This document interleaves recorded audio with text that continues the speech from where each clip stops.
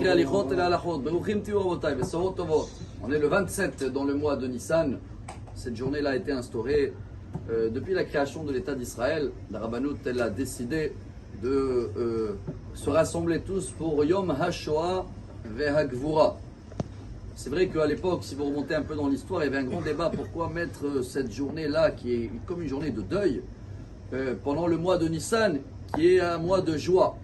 Et je me rappelle même, pas je me rappelle, j'ai lu, mais c'est une histoire connue, parce que c'était dans l'année 77 avec Menachem Begin, qu'il voulait changer la date, et il voulait greffer cette date avec Tisha B'Av, parce qu'il a dit, comme c'est encore un accident qu'on a eu très très dur, mais ils n'étaient pas d'accord, même les rabbins, et à la fin ça n'a pas passé. Et une des raisons, voilà peut-être aujourd'hui, c'est pas une raison politique, j'essaye qu'on réfléchisse ensemble, de comprendre qu'il y a un lien entre le mois de Nissan, qui est le mois où on est sorti de Galout à Géoula, et de se rappeler, pas seulement bien sûr la Shoah, et même les initiales de Dieu, ils sont dans le nom Yom HaShoah ve'Hagvura. C'est les initiales de Yud Ke Vav Ke. Parce qu'il y a beaucoup qui se demandent où il était Dieu.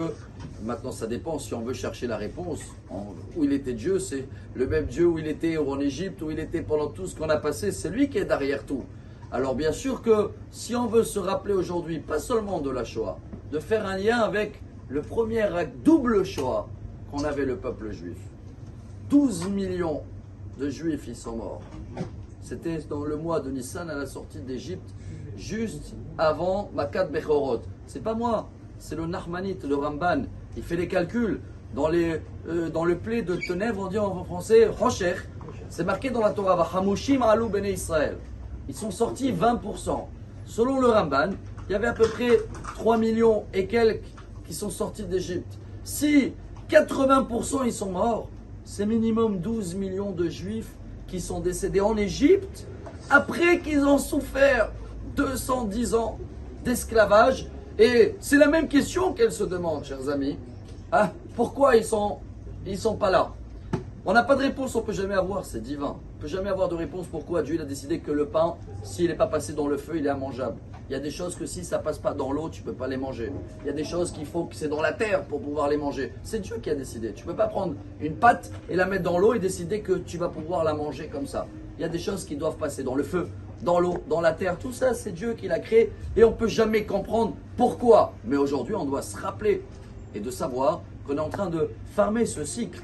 Depuis la première Shoah qu'on avait il y a 3335 ans en arrière, où il y a eu 12 millions de Juifs qui sont morts en Égypte, et ils ne voulaient pas sortir d'Égypte. Et c'est ce qui est incroyable. Parce qu'en quelques mois, comme ils ont vu qu'ils ont fait un peu de l'argent, parce que les Égyptiens ils buvaient du sang, et eux ils ont pu vendre un peu de l'eau, alors ils ont fait un peu d'argent, ils ont oublié tout l'esclavage et ils ne voulaient pas sortir. Le message pour nous, Rabotai, on oublie vite. Tout le monde il oublie aussi vite de ce qui se passe.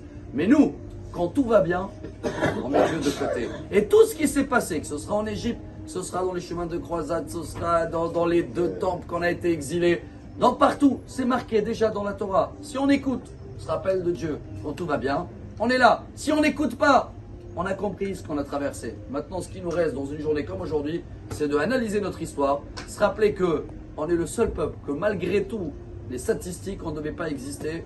Et on est là, et pas seulement on est là, tout le monde parle que de nous.